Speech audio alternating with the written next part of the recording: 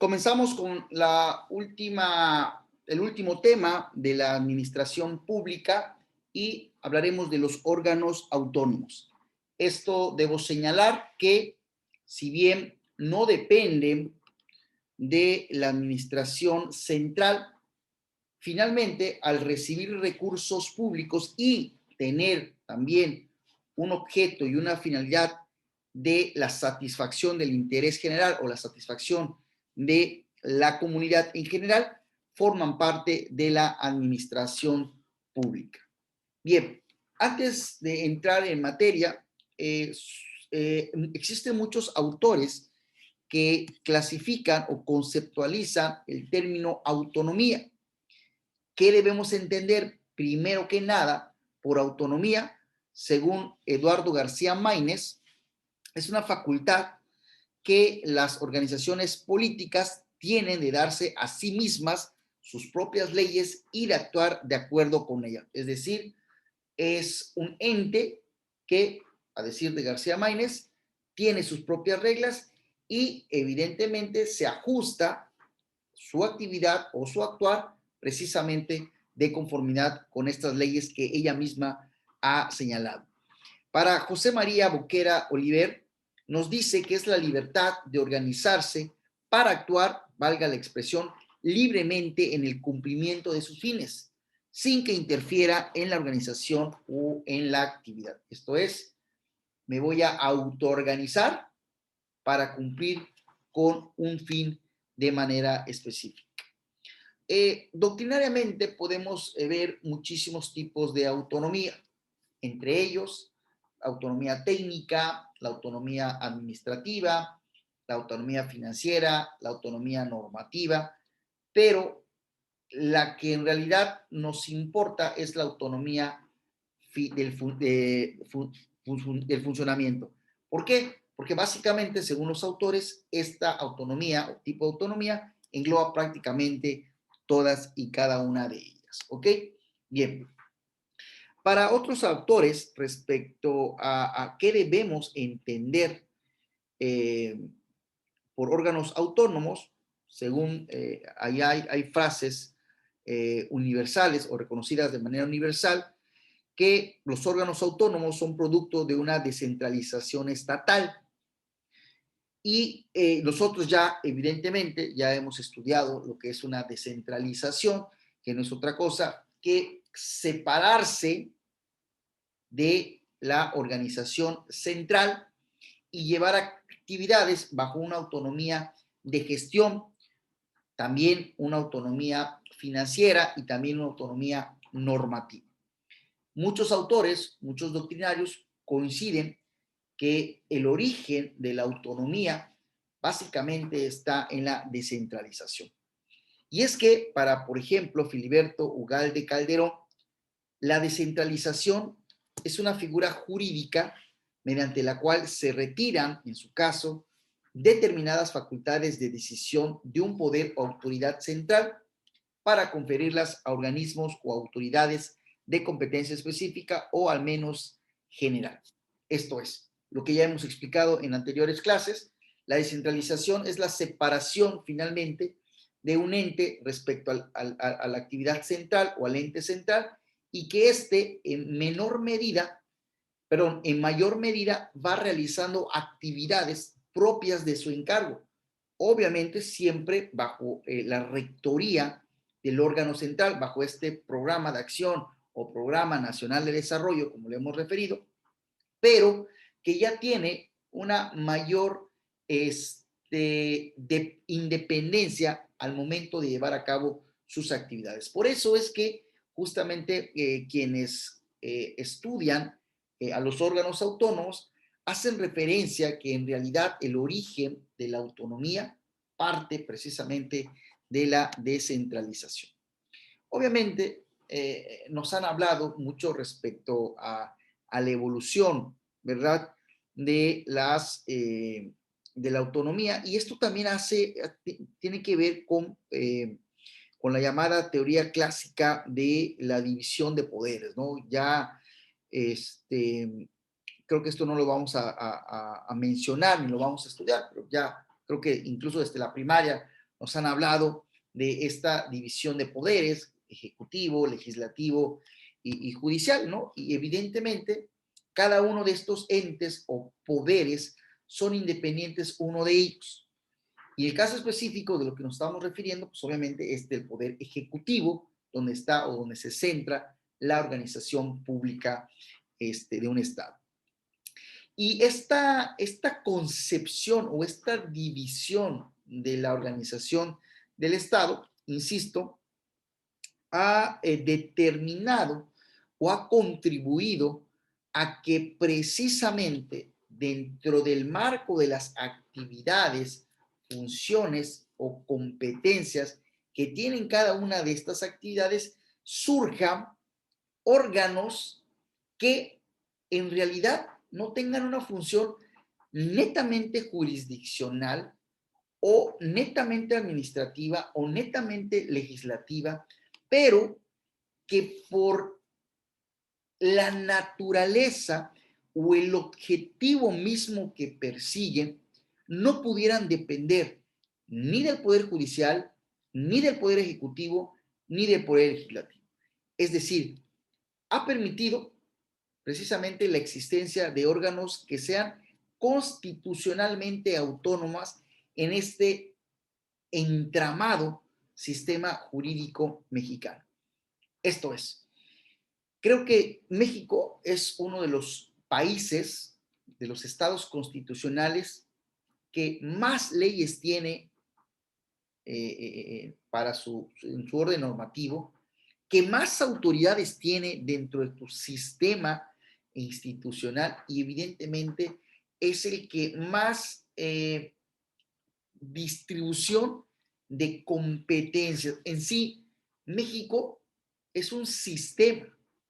Es un sistema no solamente normativo, un sistema de gobierno, un sistema de partidos. Es decir, para que esto funcione, ya lo hemos platicado, debe tener un verdadero sistema. Y en el caso específico, ¿verdad? No solamente nos conformamos con la clásica división de poderes, ejecutivo, legislativo y judicial, sino también hemos tomado, hemos echado mano de órganos que pues no dependan ninguno de ellos, pero que le den cabida a un tratamiento institucional y que, insisto, por su propia naturaleza, no pudiera depender de ningún órgano. Y voy a poner tan solo un ejemplo, y vamos a hablar de más, pero tan solo un ejemplo para que quede un poco claro. Instituto Nacional Electoral, el INE. Conforme está situado el sistema jurídico mexicano, a partir de un sistema electoral, a partir de un sistema de partidos, no podría concebirse a una autoridad electoral que en esencia se encarga de la organización de una elección o procesos electorales para llevar a cabo precisamente la designación del titular del Ejecutivo, esto es, el presidente de la República, de quienes integran o conforman en este caso, el Congreso de la Unión, Cámara de Diputadas o Diputados y Cámara de Senadoras y Senadores, no pudiéramos concebir que este órgano electoral pues dependiera del presidente de la República, porque entonces pues, podría haber ahí una especie de parcialidad en cuanto a la actuación de la autoridad, ¿no? El tema de los derechos humanos, pues evidentemente los derechos humanos, ustedes saben, se da precisamente contra actos emitidos por la autoridad en contra de un particular.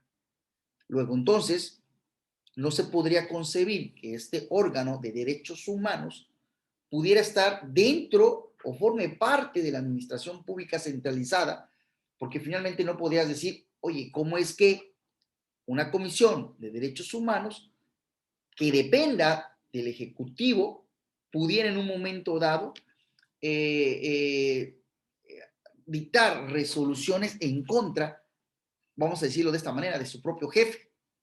Por eso es que existen algunas instituciones que por su propia naturaleza no pudieran depender de alguna actividad en específico. Bueno, Hay muchos conceptos respecto a la actuación, ¿no?, de los órganos autónomos. Para Filiberto Ugalde Calderón, la actuación de estos órganos se les ha encargado funciones estatales específicas, ya lo he señalado, con el fin de obtener una mayor especialización, una mayor agilización, un mayor control, pero sobre todo una mayor transparencia para atender eficazmente las demandas sociales. Esto es algo muy importante que no debemos perder de vista. En materia de la administración pública, siempre se hablará de la eficacia. Estas acciones, sin que se altere la división de poderes, ya cada uno de ellos está plenamente identificada, pero la circunstancia de que guarden autonomía e independencia no significa de ninguna forma que no formen parte del Estado. Esto es muy importante y lo que quiero dejar claro. Cierto, no forman parte de la administración central, no dependen de alguno de los tres poderes, pero ello no significa de ninguna forma que los órganos autónomos, valga la expresión, no formen parte del Estado. Bueno, ya entrando en materia, existen muchas definiciones respecto a los órganos autónomos. Para Jaime Cárdenas Gracia, dice que son aquellos creados por la Constitución y que no se autoscriben los poderes tradicionales del Estado, entiéndase, ejecutivo, legislativo y judicial. Otros autores como Carrillo Cervantes nos dicen que son aquellos que actúan con independencia en sus decisiones y tienen una estructura orgánica, además de ser depositarios de una función estatal de manera específica. Bueno, vamos a ver muchos ejemplos sobre estos autores, ¿no? Son órganos públicos que ejercen una función primordial del Estado, están establecidos en textos constitucionales. Esto es muy importante, ¿no? Que a diferencia de los órganos descentralizados o los órganos paraestatales, que estos vienen de un decreto presidencial o de una ley, los órganos autónomos sí o sí siempre tienen que estar dotados desde la propia Constitución. Y por tanto, tienen relaciones de coordinación. Esto es muy importante. Al formar parte de la administración pública, sí, tiene una actividad muy estratégica de coordinación, pero de ninguna manera podemos hablar de un tema de subordinación. Bueno, ¿cuáles son las características de los órganos constitucionalmente autónomos? Bueno, primero, persiguen un fin constitucional, es decir, su base, su origen es la Constitución. Primero, tienen una autonomía de tipo político-jurídica, esto es, no dependen de ningún ente o de algún orden de gobierno. Tienen su autonomía administrativa, financiera o de gasto. Tienen competencias conforme a su propia autonomía normativa, competencias propias y exclusivas. Obviamente tienen capacidad para autoorganizarse. No tienen influencias de ningún tipo, en este caso de fuerzas políticas o del extranjero o de alguna persona moral o privada, o qué sé yo.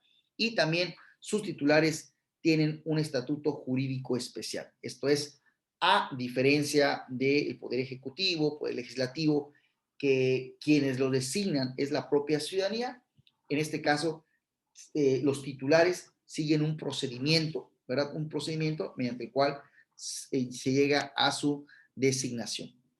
¿Qué otro tipo de características podemos ver en los órganos autónomos? Sus integrantes deben estar sujetos a un marco de incompatibilidades para asegurar su imparcialidad. Esto es, hay ciertos requisitos en los cuales se les pide para quienes quieran estar dentro del órgano máximo de dirección de cada uno de estos órganos, pues ciertos requisitos que deben cumplir. Esto precisamente para asegurar que quienes vayan a obtener este cargo sean totalmente imparciales. Tienen derecho a iniciativa de ley. Todas las instituciones públicos autónomos pueden presentar iniciativas de ley ante el Congreso de la Unión o ante el Congreso del Estado, según corresponda. Esto es muy importante. Los órganos autónomos solo existen a nivel federal y a nivel estatal. No hay órganos autónomos a nivel municipal. Esto hay que dejarlo muy claro.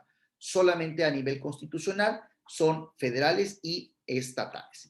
Las decisiones más importantes son colegiadas, es decir, a diferencia de un fideicomiso o de una paraestatal, donde existe el director general, es decir, una persona, y es el que toma la decisión, como lo es igual en el caso de la presidencia de la República o la gubernatura, donde la decisión final recae en una sola persona.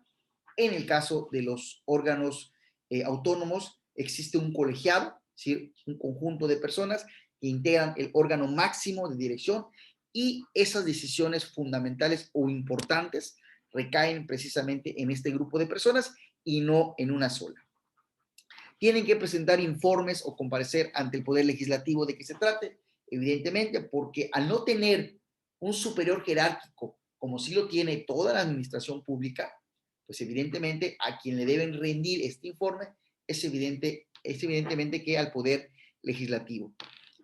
Como ya lo dijimos, son independientes de los poderes de la Unión, es decir, no dependen ni del Legislativo, ni del Ejecutivo, ni del Judicial, y evidentemente tienen un régimen laboral muy bien determinado, es decir, se escapan del régimen laboral que normalmente utilizamos todos los trabajadores del Estado. Bien,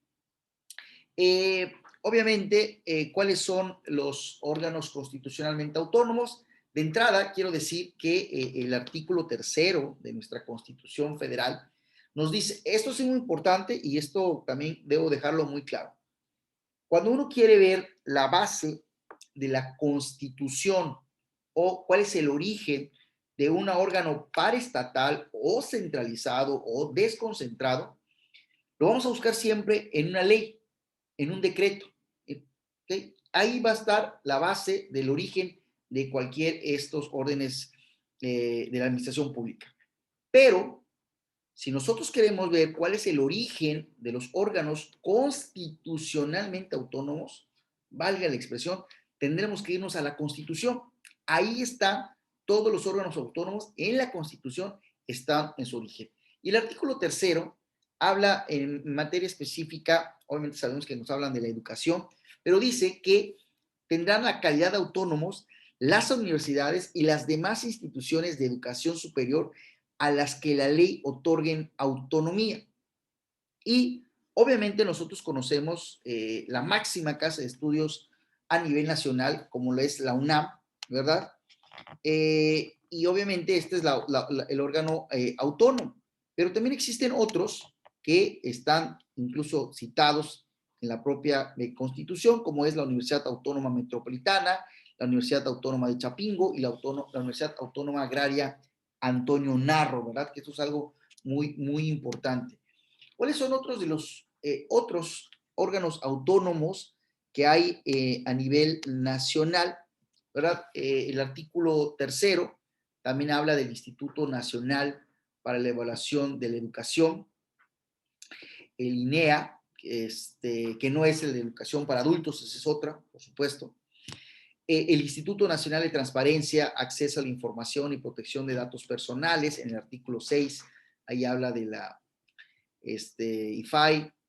El Consejo Nacional de Evaluación de la Política de Desarrollo Social, tenemos en el artículo 26. El Banco de México también es un órgano constitucionalmente autónomo, que está dado en el artículo 28 de nuestra Constitución Federal.